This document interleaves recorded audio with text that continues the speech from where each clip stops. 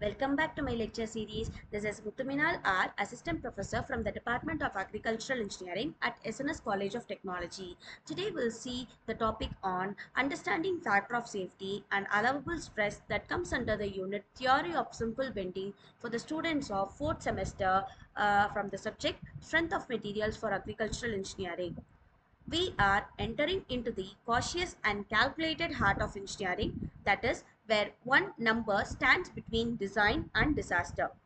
That means that it is factor of safety. Let's get straight to it. The factor of safety is nothing but the margin of safety where we have to build into our structure and system. It's like engineering's ways of saying, I trust the math, but I still don't trust the universe. So the formula for factor of safety is nothing but ultimate stress by working stress. That means that consider an example that when a material breaks at 600 megapascal and we design it only for the handlement of 20 megapascal, that gives us a factor of safety of 600 by 200. That means it would be 3. To be precise, we can also say that we are using one third of the material's actual strength. So to be precise, you have to think of a solution that we have to provide a factor of safety or a design of a building with a strength of one third. That will provide you a very good safer structure and systems. Okay, so why engineers use factor of safety? Now you might ask me, why not use all of it? Why do we have to go for only one third? Why not decide right up to the breaking point? Because we have to know that life is uncertain and so are our loading conditions.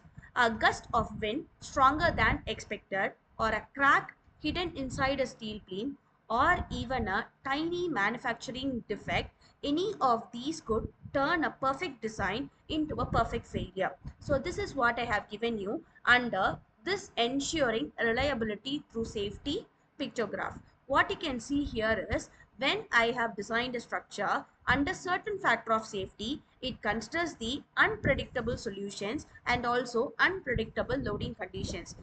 So F of S will always provide me an insurance or just in case a clock to give me a defective space to get defected.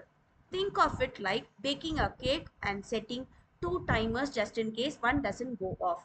So this is how we usually have to design a structure. So here I'll give you a small example, that is, consider a bridge and elevator. Still think this is very overmatched. Then think of a way that, have you all ever walked across a massive bridge and though this is strong, we will all think that I'm going on a suspension bridge, and when I'm walking over it, I could feel a vibration because that bridge stands with the help of that wires, right? So that suspension wire gives me a support to that kind of bridge. So that bridge is not only designed to carry cars but trucks, crowds, earthquakes, and even time itself.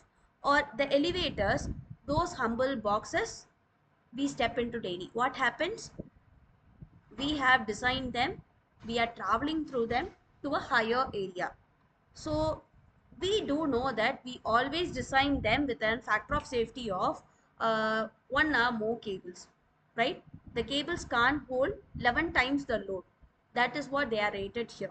So even if you are late to work, overloaded with certain kinds of things and deadlines, will be still safe without a higher consideration, or with less consideration there is a major huge gap that is going to be available while considering a strength and safety.